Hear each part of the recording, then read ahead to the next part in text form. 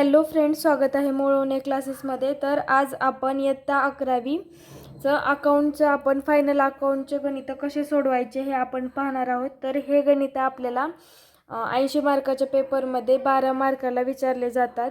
तर आज आपण महागडच्या लेक्चरला आपण व्यापार खाते, नफा तोटा खाते आणि ताळेबंदाच्या नावे बाजूला, संपत्ती बाजूला तसेच ताळेबंदाच्या संपत्ती बाजूला आणि देयता बाजूला कोणकोणते पदे येते ते आपण मागच्या लेक्चरला पाहिलं आहे. तर या लेक्चरमध्ये आपण गणित कसं सोडवायचं हे पाहणार आहोत.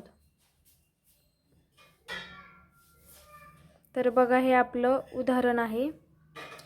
रॉयल कंपनी लिमिटेड या कंपनीच्या विद्या आणि सनम या दोघी भागीदार असून त्या समप्रमाणात नफा तोटा वाटून घेतात. त्यांचा 31 मार्च 2022 रोजीचा 33 पत्रक खालीलप्रमाणे दिलेला असून. तर बघा, आपल्याला गणितामध्ये 33 पत्रक दिलेलं असतं. त्या 33 पत्रकावरून आपल्याला व्यापार खाते, नफा तोटा खाते आणि ताळेबंद तयार करायचं असतं.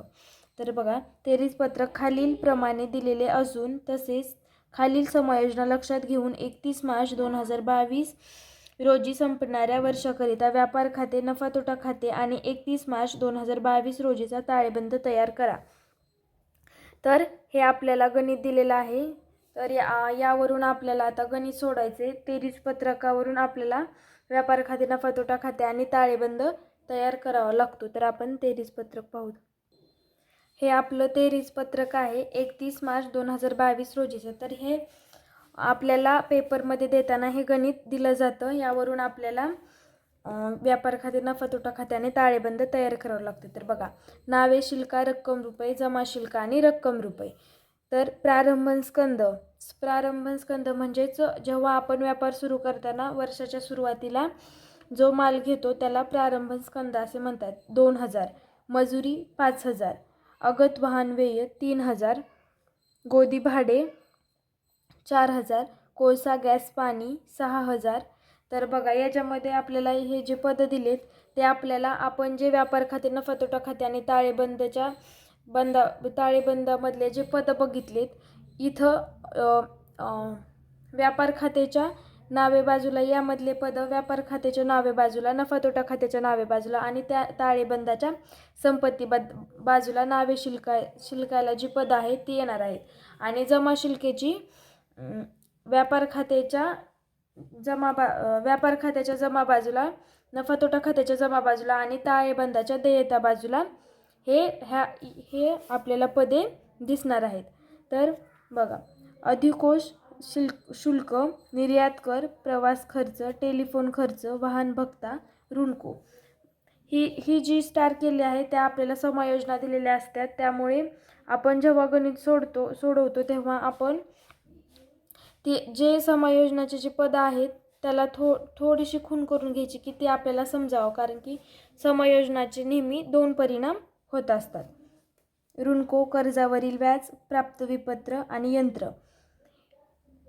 नंतर जमा शिल्का, विक्री 20,000, इतर किरकोळ प्राप्ती 5,000, देय विपत्र 3,000, राखीव निधी 2,000, बँक कर्ज 8,000, प्राप्त कसर 2,000. भांडवल खाते, भांडवल कोणाकोणाचे? रॉयल कंपनी लिमिटेडमध्ये विद्या आणि सनम, त्यांचे भांडवल किती आहे? 4,500, 4,500. तर या 33 पत्रकावरून आपल्याला आता व्यापार खाते तयार करायचे. व्यापार खात्याचे बघा, आपल्याला इथं एका पेजमध्ये बसावं म्हणून मी असं केलेलं आहे. तर इथं आपल्याला रॉयल कंपनी लिमिटेड यांच्या पुस्तकाचं असं टायटल द्यायचं आहे. त्याखाली व्यापार खाते आणि कधीचे? 31 मार्च 2022 रोजीचे असं. नावे बाजू, जमा बाजू, तपशील रक्कम रुपये, तपशील रक्कम रुपये आणि रक्कम रुपये. तर व्यापार खात्याचा आपल्याला असा कॉलम करून घ्यायचा आहे.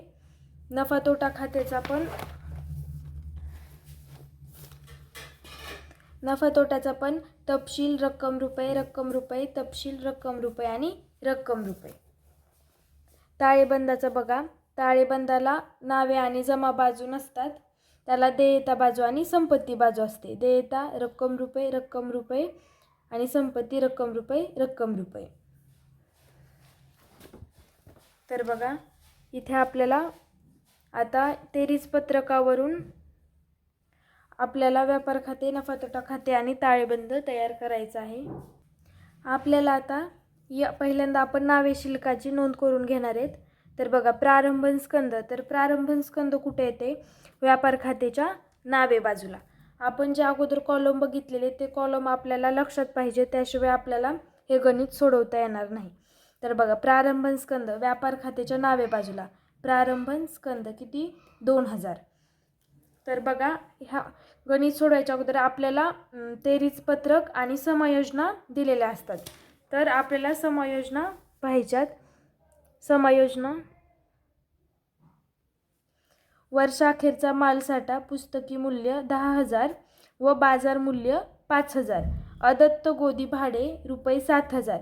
यंत्रावर वार्षिक 20% दराने घसारा आकारा. विविध ऋणकोवर रुपये 1,000 बुडीत कर्ज आकारा.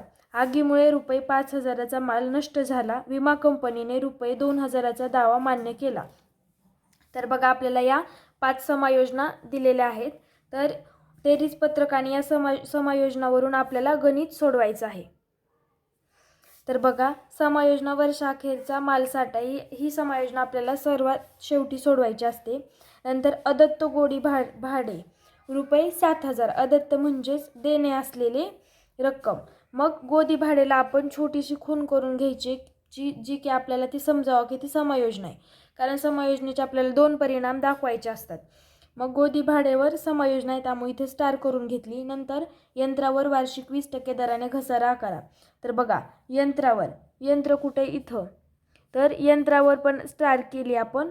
यंत्रावर वार्षिक 20% दराने आपल्याला घसारा करायचा आहे. नंतर विविध ऋणकोवर रुपये 1,000 बुडीत कर्ज. विविध ऋणकोवर पण समायोजना दिलेली आहे. आगीमुळे रुपये 5,000चा माल नष्ट झाला. विमा कंपनीने रुपये 2,000चा दावा मान्य केला. तर बघा, ही एक वेगळी समायोजना आहे. या समायोजनेचे आपल्याला 3 परिणाम दिसतात. बाकीच्या जेव्हा जर असतं इथं की आगीमुळे 5,000चा माल नष्ट झाला, तर या समायोजनेचे 2 परिणाम दिसले असते. पण इथं आपल्याला विमा कंपनीने दावा मान्य केलेला आहे, त्यामुळे आपल्याला या समायोजनेचे 5व्या समायोजनेचे आपल्याला 3 परिणाम दाखवायचे आहेत. तर बघा, आपण आता गणित सोडूयात. आपण समायोजनाला इथं टिक करून घेतलेली आहे. ते आपल्याला समायोजनानंतर ते पद आल्यानंतर सोडवायचे. प्रारंभन स्कंद हे व्यापार खात्याच्या नावे बाजूला असते. ते फिक्स असतं, ते कारण ते हलणार नाही. एकदा ती फिक्स जागा झाली तर ते तिथंच असतं. प्रारंभन स्कंद 2,000. इथले 2,000 इथं घ्यायचे. जर काही कॅल्क्युलेशन करायचं असेल, त्यात अधिक करायचं असेल किंवा वजा करायचं असेल, तरच त्याची रक्कम आपल्याला इनरला दाखवायची, नाहीतर त्याच्या सगळ्या रक्कम आपल्याला आउटरला लिहून घ्यायच्यात. मजुरी ही पण व्यापार खात्याच्या नावे बाजूला असते, म्हणून मजुरी 5,000. मजुरी 5,000ला आपण इथं मजुरी 5,000 व्यापार खात्याच्या नावे बाजूला. आगत वाहन व्यय म्हणजे बघा, आगत वाहन व्यय 3,000. आगत वाहन व्यय 3,000. तर ही पण आपलं फिक्स झालं. हे आगत वाहन व्यय हे व्यापार खात्याच्या नावे बाजूलाच असतं. गोदी भाडे. आता बघा, गोदी भाडेवर आपल्याला समायोजना आलेली आहे, पण गोदी भाडे हे व्यापार खात्याच्या नावे बाजूला असतं. मग पहिल्यांदा आपल्याला गोदी भाडे लिहून घ्यायचे 4,000. मग गोदी भाडे 4,000. समायोजनामध्ये आपल्याला काय दिलेले बघा, आपल्याला अदत्त गोदी भाडे रुपये 7,000. तर बघा, इथं गोदी भाडे किती आहे? 4,000. त्यामध्ये आपल्याला अदत्त म्हणजे किती द्यायचे? 7,000 द्यायचे. मग अधिक अदत्त गोदी भाडे. अदत्त गोदी भाडे किती आहे? 7,000. मग अधिक 7,000 ही याची रक्कम आपल्याला समायोजनेची रक्कम इनरला लिहायची. त्याचं कॅल्क्युलेशन करून किती होतं? मग 7 आणि 4 11,000 आपल्याला आउटरला दाखवायचे. आणि याचा दुसरा परिणाम कुठं होणार? संपत्ती बाजूला. बघा, अदत्त गोदी भाडे रुपये 7,000. किती देणे आपल्याला?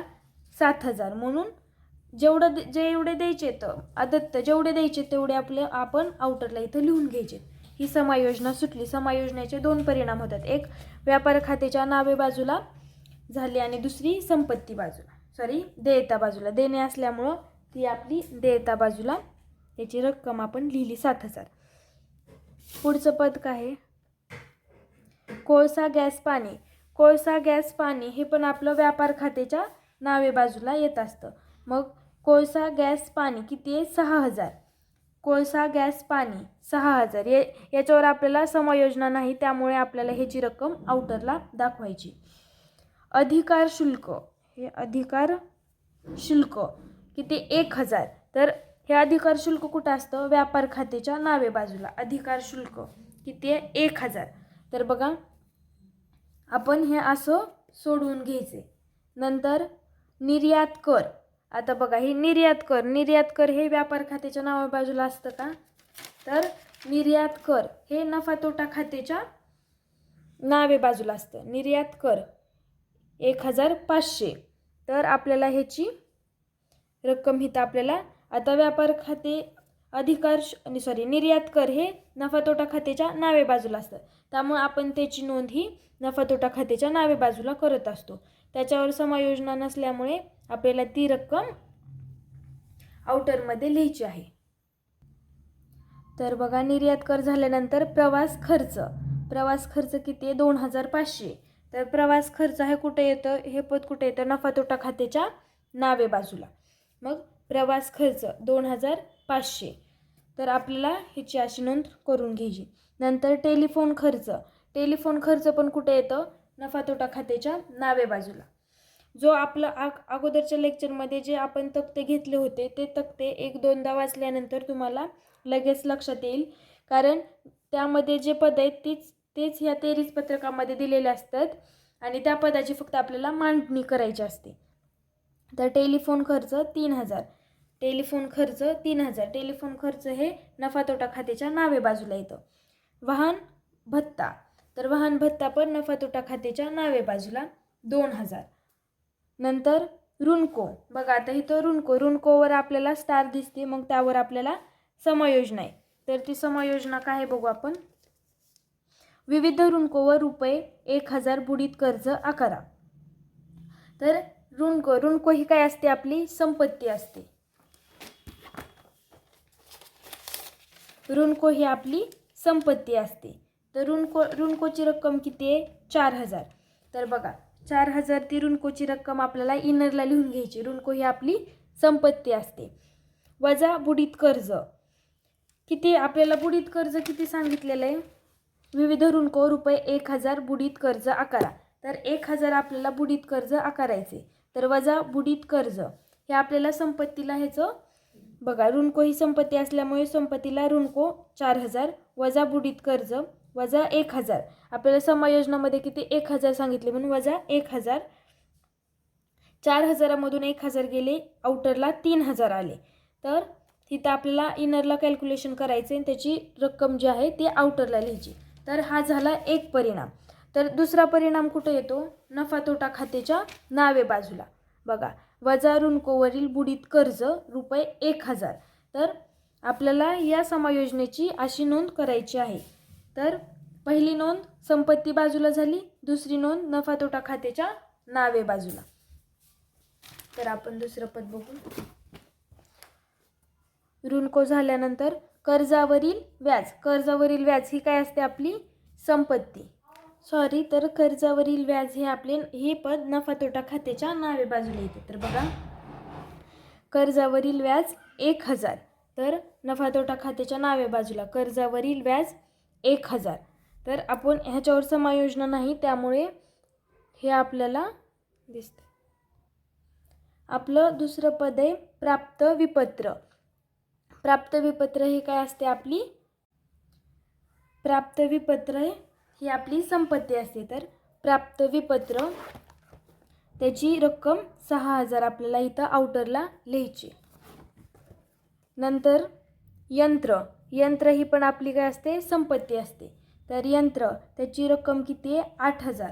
तर त्याच्यावर बघा इथं आपल्याला स्टार दिसते म्हणजे त्याच्यावर समायोजना आहे. तर बघा समायोजना कशी सोडवायची. यंत्र 8,000 समायोजना असल्यानंतर त्याची रक्कम आपल्याला इनरला लिहायची असते. मग यंत्र 8,000 समायोजना काय आहे? यंत्रावर वार्षिक 20% दराने घसारा आकारा. तर आपल्याला किती आहे 20% दराने त्याच्यावर आपल्याला घसारा आकारायचा आहे. तर यंत्राची रक्कम किती आहे 8,000. 8,000चे बघा 1 शून्य ड्रॉप केल्यानंतर आपल्याला रक्कम जी येते ती 10%नी मिळत असते. तर 20% म्हणल्यावर 800च्या दुप्पट म्हणजेच किती 1600. 1600 आपल्याला घसारा मिळाला. तर घसारा आपल्याला संपत्तीमधून वजा करायचा असतो. तर यंत्र ही आपली संपत्ती आहे. वजा घसारा 1600. तर बघा 8000मधून 1600 गेले तर 6400 आपल्याला आउटरला इथे ही रक्कम दिसते.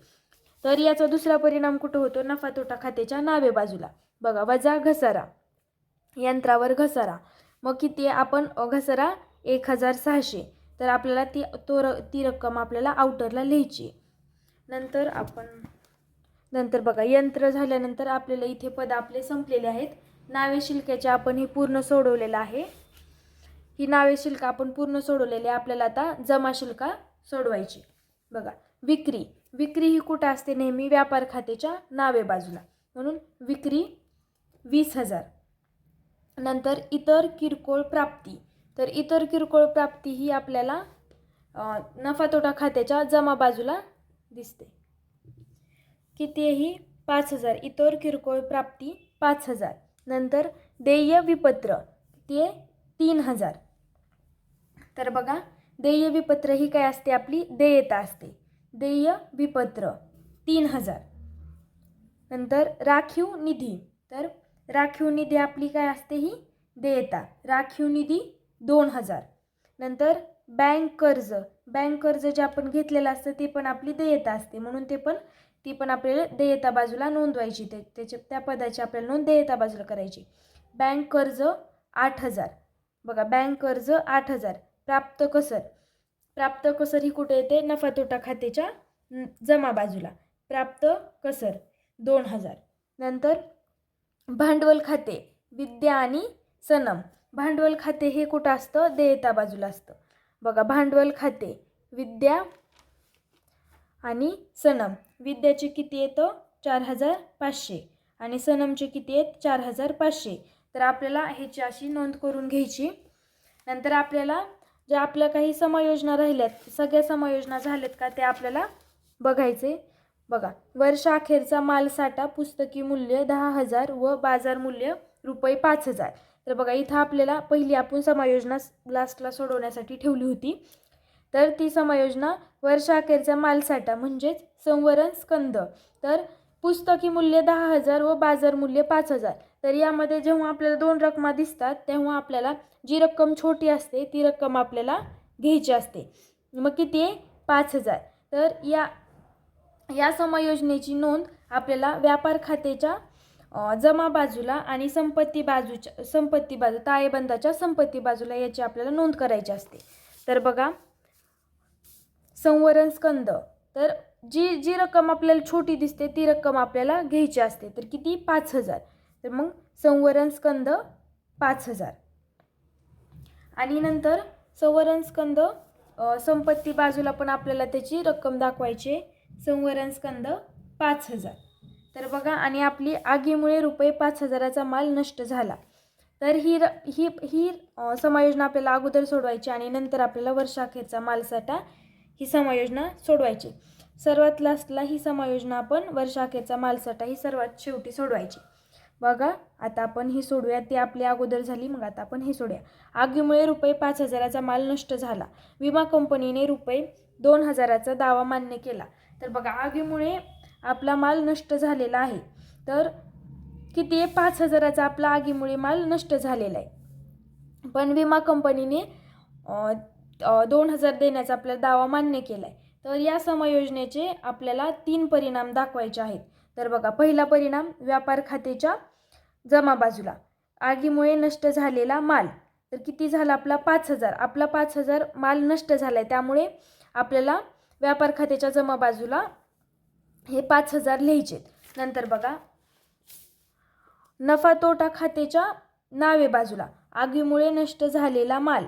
तर आपला आगीमुळे किती नष्ट झाला आहे? 5,000चा माल नष्ट झाला आहे. पण त्यामध्ये वजा विमा कंपनीने मान्य केलेला दावा. तर बघा वजा विमा कंपनीने मान्य कितीचा केला आहे? तर बघा समायोजनामध्ये दिले आहे आपल्याला विमा कंपनीने रुपये 2,000चा दावा मान्य केला. तर आपल्याला वजा 2,000 करायचे. मग 5,000मधून 2,000 गेले, खाली किती राहिले? 3,000 आपल्याला आउटरला दाखवायचे. आणि ह्याची आपल्याला ह्याचा तिसरा परिणाम संपत्ती बाजूला, विमा कंपनीने मान्य केलेला दावा. तर किती आपल्याला ती संपत्ती आपली ती आपलं नुकसान झालं तर पण विमा कंपनीने मान्य केल्यामुळे ते आपल्याला पैसे भेटणार आहेत. तर विमा कंपनीने मान्य केलेला दावा किती आहे? 2000. तर बघा इथे आपलं गणित झालेलं आहे आणि जे आपण मगाशीची वर्षाखेरचा माल आहे ही सोडवल्यानंतर आपल्याला ती सोडवायची असते. तर बघा आपण ती सोडवली मगाशीच, त्यामुळे आता आपल्याला ह्याचं कॅल्क्युलेशन करायचं आहे. तर पहिल्यांदा आपल्याला व्यापार खाते त्याची बेरीज करायची. तर पहिल्यांदा बघायचं की कुठली रक्कम म्हणजे कुठल्या साईडची रक्कम जास्त येते, नावे बाजूची की जमा बाजूची. तर बघा इथे जमा बाजूची किती आहे? 5 20, 5 25 आणि 30. ही 30,000 आपली जमा बाजूची रक्कम आहे आणि नावे बाजूची किती आहे? 28,000 आहे. तर 30,000 आपल्याला इथं खाली घ्यायचे आणि नंतर खाली डबल लाईन वर सिंगल लाईन आपल्याला ओढायची. नंतर हेच 30,000 कुठं आले? इकडं आले. जी पहिल्यांदा दोन्हीची बेरीज करायची, याची बेरीज करायची, याची बेरीज करायची. जी रक्कम जास्त येईल त्या रकमेमधून जी रक्कम कमी येईल ती रक्कम आपल्याला वजा करायची. तर जमा बाजू ह्याची मोठी आहे 30,000, म्हणून 30,000 खाली डबल लाईन वर सिंगल लाईन. नंतर 30,000 आपल्याला इकडं घ्यायचेत नावे बाजूला. या 30,000मधून आपल्याला जी ह्या रक्कम म्हणजे या रकमांची जी बेरीज येते ती आपल्याला त्या 30,000मधून वजा करायची. तर बघा हे आहेत 28,000. तर या 30,000मधून आपल्याला 28,000 वजा करायचे. बघा राहिले किती? 30,000मधून 28,000 गेले, खाली राहिले 2,000. तर ही आपल्याला ढोबळ नफा मिळाला आहे. बघा आपल्या व्यापार खात्यामध्ये ढोबळ नफा मिळतो आणि नफा तोटा खात्यामध्ये आपल्याला निव्वळ नफा किंवा निव्वळ तोटा भेटतो. तर बघा नफा हा ओळखायचा कसा? तर व्यापार खाते ही नामधारी खात्याचा प्रकार आहे, म्हणजे नामधारी खात्याचा प्रकार असल्यामुळे बघा ह्याची जमा बाजू असते ती उत्पन्नाची असते आणि ह्याची नावे बाजू असते ती खर्चाची असते. तर उत्पन्न आपलं 30,000 आहे, आपला खर्च 28,000 झाला आहे. मग आपल्याला 2,000 हा ढोबळ नफा मिळालेला आहे. तर हा ढोबळ नफा आपल्याला नफा तोटा खात्याला न्यायचा असतो. तर बघा इथं ढोबळ नफा आला तर तो नफा तोटा खात्याच्या जमा बाजूला जात असतो, म्हणून ढोबळ नफा आपल्याला इथं दाखवायचा आहे 2,000. आता आपल्याला याचं कॅल्क्युलेशन करायचं आहे, जसं आपण व्यापार खात्याचं केलं तसंच आपल्याला.